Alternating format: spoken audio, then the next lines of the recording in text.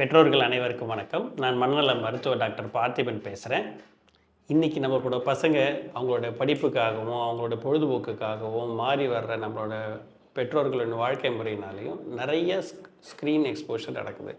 இதனால் குழந்தைங்களுக்கு பெரிய ஸ்க்ரீன் அடிக்ஷன் வர்றதுக்கான ரிஸ்க் இருக்குது. அது என்ன சார் ஸ்க்ரீன் எக்ஸ்போஷர் அப்படின்னு நம்ம கேட்கலாம். ஸ்க்ரீன் அப்படின்னு சொல்ல வந்துட்டாலே அது ஒரு குழந்தைகளுக்கு கிடைக்கிற ஒரு டிவியாக இருக்கலாம், இல்லை மொபைல் ஃபோன் ஸ்க்ரீனிங்காக இருக்கலாம், இல்லை டேப்பாக இருக்கலாம், லேப்டாப்பாக இருக்கலாம். ஸோ ஓவராலாக ஸ்க்ரீன் அப்படின்னு சொல்லக்கூடியது குழந்தைங்களில் இதில் எது வேணாலும் இருக்கலாம்.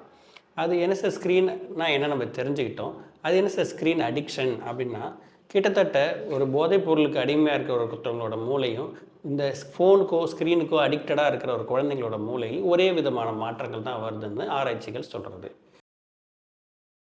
குழந்தைங்களோட லிசனிங் ஸ்கில்ஸ் குறையிறது, அவங்களோட கான்சன்ட்ரேஷன் குறையிறது, அவங்களோட ஞாபக சக்தி குறையிறது, இந்த மாதிரி பல விதங்களில் நம்ம கவனிக்கலாம். முக்கியமாக நம்ம கூப்பிட்டோன்னா குழந்தைங்க ரெஸ்பாண்ட் பண்ணுறது ரொம்ப குறைய ஆரம்பிக்கும். ரைட், ஸ்க்ரீன் அடிக்ஷனுக்கு இப்படி ஒரு பாதிப்பு இருக்கா அப்படின்னு கண்டுபிடிச்சிட்டோம். ரைட், இந்த ஸ்க்ரீன் அடிக்ஷன் ஆறாங்க என் குழந்தைன்றது எப்படி நான் கண்டுபிடிக்கலாம் அப்படின்னு கேட்டிங்கன்னா, முக்கியமாக குழந்தைங்க நம்ம கூட ஃபேமிலியாக சந்தோஷமாக இருக்கிற நேரங்கள்லையும் எப்போ ஃபோன் எங்கே கிடைக்கும், யாரோடைய ஃபோன் எடுத்து பார்க்கலாம் அப்படின்னு ரொம்ப யோசிக்கிறாங்களா, அதுவும் ஒரு ஸ்க்ரீன் அடிக்ஷனோட அறிகுறியாக இருக்கலாம். இல்லையா, குழந்தைகிட்டேருந்து அந்த ஃபோனை நீங்கள் வாங்க முயற்சி பண்ணுறீங்க, குழந்தை ரொம்ப எமோஷ்னலாக டிஸ்டர்ப் ஆகுறாங்க, அழறாங்க, எக்ஸ்ட்ரீமாக போய் குழந்தைங்க உங்கள் மேலே கோவப்பட்டு அடிக்கிறாங்க, இதுவும் இருக்கலாம்.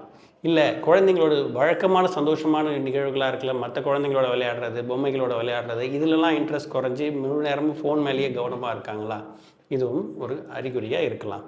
இது எல்லாத்தோட ரொம்ப முக்கியமான விஷயம், உங்களுக்கே தெரியாமல் உங்களோட நாலேஜ் இல்லாமல் ஃபோனை குழந்தைங்க உங்ககிட்ட இருந்து எடுத்துக்கிட்டு போயிட்டு தனியாக மறைவாக இருந்து யூஸ் பண்ணுறாங்கன்னா இது ரொம்ப ஆபத்தான ஒரு அறிகுறி. ரைட், இதெல்லாம் அறிகுறின்னு கண்டுபிடிச்சிட்டேன் சார். என் குழந்தைக்கு ஒரு ஸ்க்ரீன் அடிக்ஷனுக்கான ரிஸ்க் இருக்குது, ஆரம்பத்தில் நான் கண்டுபிடிச்சிட்டேன். இப்போது என் குழந்தைக்கு எவ்வளோ நேரம் தான் அப்போ நான் ஸ்க்ரீனை யூஸ் பண்ணலாம் அப்படின்னு நிறைய பேரண்ட்ஸ் கேட்பாங்க. இதுக்கு உலக சுகாதார நிலையம் என்ன சொல்கிறாங்க அப்படின்னா, உங்கள் குழந்தை 5 வயசுக்கு உள்ளே இருக்கிற ஒரு குழந்தையா ஒரு நாளுக்கு 1 மணி நேரத்துக்கு மேலே ஓவராலாக எல்லா ஸ்க்ரீனும் சேர்த்து 1 மணி நேரத்துக்கு மேலே போகாமல் பார்த்துக்கணும். இல்லை, உங்கள் குழந்தை ஒரு 6லேருந்து 17 வயசு இருக்கிற குழந்தையாக இருந்ததுன்னா ஓவராலாக நீங்கள் ஒரு நாளுக்கு 2 மணி நேரத்துக்கு மேலே அவங்களுக்கு ஸ்க்ரீன் எக்ஸ்போஷர் பண்ணக்கூடாது. சரி, இதெல்லாம் நான் தெரிஞ்சுக்கிட்டேன் சார். இப்போ என்னோடய குழந்தைக்கு நான் ஸ்க்ரீன் அடிக்ஷன் ஆகாமல் தடுக்கிறதுக்கு எப்படி அப்படின்ற சில கேள்விகள் நம்மளோட நிறைய பேரோட மனசில் இருக்குது. அதுக்கு சில வழிமுறைகளை நான் உங்களுக்கு கற்றுக் கொடுக்க போகிறேன். ரைட், எப்படி பண்ணலாம் அப்படின்றதுக்கு முன்னாடி என்ன பண்ணக்கூடாது அப்படின்றத நம்ம முதல்ல தெரிஞ்சுக்கணும்.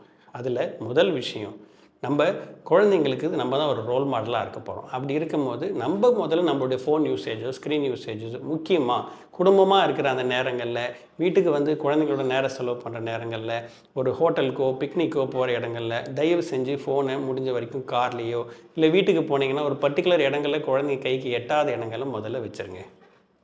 Number 2, family time. டெய்லி உங்களுடைய குழந்தைங்க உங்களோடையும் நேரங்கள் செலவு பண்ணும்போது சந்தோஷங்களை அனுபவிக்க கற்றுக்கணும். முக்கியமாக தினசரி ஒரு 1 மணி நேரம் எந்த ஒரு ஸ்க்ரீனும் இல்லாமல் நீங்களும் உங்கள் ஃபேமிலியும் சந்தோஷமாக நேரங்களை ஒதுக்க முயற்சி பண்ணுங்கள்.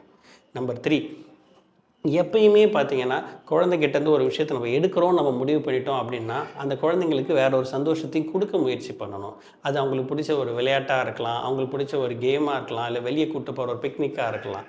இது ஒரு சின்ன 5 நிமிஷம் விஷயமா கூட இருக்கலாம். தயவு செஞ்சு அதை ஒழுங்காக பிளான் பண்ணி குழந்தைங்களுக்கு கொடுங்க. பண்ணக்கூடாத ஒரு முக்கியமான விஷயத்தில், குழந்தைங்க தூங்க போகிற கடைசி 1 மணி நேரமாக இருக்கட்டும், இல்லை காலையில் அவங்க தூங்கி எழுந்திரிச்சு ஃபஸ்ட்டு 1 மணி நேரமாக இருக்கட்டும், கண்டிப்பாக அவங்களுக்கு ஸ்க்ரீன் எக்ஸ்போஷர் நடக்கவே கூடாது. என்ன பண்ணலாம் அப்படின்னு நீங்கள் கேட்கலாம் இல்லையா. இன்றைக்கி என் குழந்தைங்களோட ஸ்க்ரீன் யூசேஜை நான் கண்ட்ரோல் பண்ணலான்னு முடிவு பண்ணிட்டேன். என்ன ஃபஸ்ட்டு பண்ணணும் அப்படின்னு கேட்டிங்கன்னா, ஸ்க்ரீன் டைம் ட்ராக்கர் அப்படின்னு சொல்லுவோம். உங்களுடைய குழந்தைங்களோட ஒரு நாள் ஸ்க்ரீன் யூசேஜ் எவ்வளோ நேரம் இருக்குதுன்னு சொல்லிவிட்டு அட்லீஸ்ட் ஒரு 3 நாளுக்கு நீங்கள் ஓவராலாக கால்குலேட் பண்ணி உங்கள் குழந்தை கூட உட்காந்து டிஸ்கஸ் பண்ணுங்கள். இன்றைக்கி ஒரு நாளுக்கு நீ 3 மணி நேரம் யூஸ் பண்ணுற, நாளைக்கு அதுலேருந்து ஒரு அரை மணி நேரம் குறைச்சேன்னா உனக்கு ஒரு நான் ரிவார்ட் கொடுக்குறேன் அப்படின்றத சொல்லுங்கள்.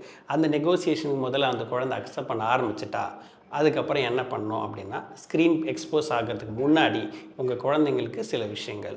ஒன்று, எந்த ஒரு செக்லிஸ்ட் மெயின்டைன் பண்ணணும். அதாவது உங்கள் குழந்தை ஏதோ ஒரு செயல்பாடுக்கு அது ஸ்க்ரீன் எக்ஸ்போஷர்ன்றது பரிசாக தான் கிடைக்கணுமே தவிர ரேண்டமாக கிடைக்கவே கூடாது. உதாரணத்துக்கு நீ பிளேட் கழுவிட்ட, ப்ரஷ் பண்ணிட்ட, ட்ரெஸ் பண்ணிட்ட அப்படின்னா கண்டிப்பாக கொடுக்கலாம். எப்படி கொடுக்கலாம் அப்படின்னு கேட்டிங்கன்னா, ஒரு 25 மினிட்ஸ் அவங்க பண்ண ஒரு ஆக்டிவிட்டீஸ்க்கு, படித்ததுக்கோ கேமிங்கோ, அதுக்கு ஒரு 5 மினிட்ஸ் தான் அவங்களுக்கு ஸ்க்ரீன் எக்ஸ்போஷர் பர்மிட் பண்ணணும். அந்த ஸ்க்ரீன் எக்ஸ்போஷர் பண்ணும்போது அவங்களே அதை ஹோல்ட் பண்ணுறது, அதுக்கு இன்னும் அப்ரிசியேஷன் அதிகமாக கிடைக்கணும். ரைட், பண்ணுறதுக்கு முன்னாடி இதெல்லாம் பார்க்க போகிறேன், என்ன பார்க்க போகிறேன் அப்படின்னு ஸ்பெசிஃபிக்கான ஒரு கண்டென்ட்டை வச்சுக்கணும். எண்ட்லெஸ்ஸாக இருக்கிற கண்டென்ட்ஸ் யூடியூப்ஸ், ஃபேஸ்புக்ஸ் இந்த மாதிரி விஷயங்களுக்கு பதிலாக இந்த கண்டென்ட் தான் பார்க்க போகிறேன். ஃபார் எக்ஸாம்பிள் என் குழந்தைங்களுக்கு கேம் பிடிக்கும் அப்படின்னு சொன்னீங்கன்னா, கேம் டிசைனிங் எப்படின்ற ஒரு கண்டென்ட்டை அடுத்த ஒரு 20 மினிட்ஸ் நம்ம பார்க்க போகிறோம் அப்படின்ற ஒரு விஷயத்தை நம்ம ஃபிக்ஸ் பண்ண போகிறோம். ரைட், அந்த குழந்தைக்கு பிளான் பண்ணியாச்சு. இப்போ நம்ம முன்கூட்டியே அதெல்லாம் டிஸ்கஸ் பண்ணியாச்சு. இப்போ நான் எக்ஸ்போஸ் பண்ணுறேன். எக்ஸ்போஸ் பண்ணும்போது அந்த குழந்தை கூட ரேண்டமாக கொடுத்துட்டு நீங்கள் பண்ணக்கூடாது. குழந்தை கூட நீங்களும் பக்கத்தில் உட்காந்துக்கிட்டு அதில் என்ன கண்டென்ட் நடந்துகிட்ருக்கு, அது ஒரு கார்ட்டூனாக கூட இருக்கலாம், உட்காந்து இன்ட்ராக்ட் பண்ணுங்கள். ரைட், இது முடிஞ்சது. ஒரே நேரங்களில் உங்களுடைய ஸ்க்ரீன் எக்ஸ்போஷர் 2 ஸ்க்ரீன் நடக்கக்கூடாது. உதாரணத்துக்கு பேக்ரவுண்டில் ஒரு டிவி நடக்குது, பார்த்து ஓடிட்டுருக்கு, நான் ஃபோன் பார்த்துட்ருக்கேன். இது நடக்கவே கூடாது குழந்தைங்களுக்கு. அவங்களோட டைம் முடிய போகுது அப்படின்னும் போது குழந்தைய என்கரேஜ் பண்ணி இன்னும் 5 மினிட்ஸில் முடிய போகுதுன்னு சொல்லும்போது அவங்களும் அதை ஸ்டாப் பண்ணுற அந்த செல்ஃப் கண்ட்ரோல் எபிலிட்டியை கொண்டு வர முயற்சி பண்ணுங்கள். ரைட், குழந்தை கண்ட்ரோல் பண்ணிட்டான் அப்படின்னா அது முடிஞ்சதுக்கு அப்புறமாட்டா எக்ஸ்போஸ் ஆனதுக்கப்புறம் நீ ரொம்ப நல்லா பண்ணியிருக்க, நீ நல்லா சொன்ன மாதிரி நம்ம டிஸ்கஸ் பண்ணது கண்ட்ரோல் பண்ணன்னு சொல்லி அப்ரிஷியேட் பண்ணுங்கள். அது ரொம்ப முக்கியமான ஒரு விஷயம். முடிஞ்சதுக்கப்புறம் நீ என்ன கற்றுக்கிட்டன்றது குழந்தையோட உட்காந்துக்கிட்டு ஒரு ஹெல்த்தியாக இன்ட்ராக்ட் பண்ணுங்கள், இல்லை தூங்குறதுக்கு முன்னாடி கூட இன்ட்ராக்ட் பண்ணுங்கள். அது ரொம்ப யூஸ்ஃபுல்லாக இருக்கும். இன்றைக்கி இருக்கிற ஒரு டெக்னாலஜிக்கு நடுவில் உங்களுடைய குழந்தையோட ஸ்க்ரீன் எக்ஸ்போஷரை பல டெக்னாலஜிக்கல் ஆப் மூலமாகவும் கண்ட்ரோல் பண்ணலாம். அது என்னன்றது நான் ஸ்க்ரீனில் போட்டிருக்கேன். இது இல்லாமல் உங்களுடைய ஃபோன் செட்டிங்ஸில் சில அட்ராக்டிவான சில திங்ஸை நீங்கள் மாற்றிக்கிறதுனால உங்கள் குழந்தைங்களுக்கு ஃபோன் மேலே ஸ்க்ரீன் மேலே இருக்கிற இன்ட்ரெஸ்ட்டையும் மாற்ற முடியும். அது எப்படின்றதையும் நான் உங்களுக்கு அடுத்து வரப்போது சொல்கிறேன். தேங்க்யூ.